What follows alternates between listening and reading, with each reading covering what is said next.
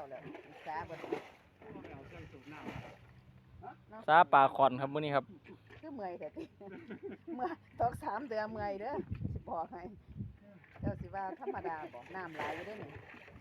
มันบ่ได้ก่อนเด้อนี่ เดินนี่ปลาคอใหญ่อยู่บ่ในต่อนี่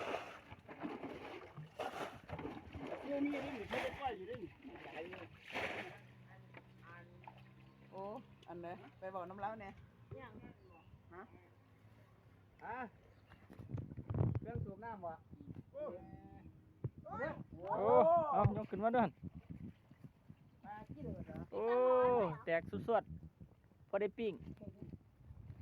เป็นน้อยปลายังน้อย เอา ๆ ใส่อันใส่ละถังนั้นขู่ ปลา ถัง ขี้เดือดมันมาพี่กับพี่ป่ะ ใส่ถังสีนะ คือปล่อยไว้อัน ถังสี เก่งครับพี่น้องครับ เอาไปเลยถือมาเดี๋ยวมา เพี ไหม ยงน้อยใช่ อยู่พุ่นแหละตั้งอยู่หันนะ เอาปล่อยกับเดือบานบ่เอาเนาะได้อยู่ว่า เดือดนี่ ไหน ทันมันเป็นส่วนนี้ไหลเยอะเดือด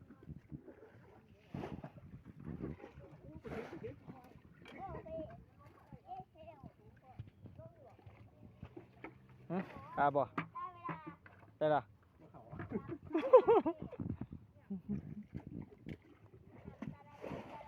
เข็งปลาเข็ง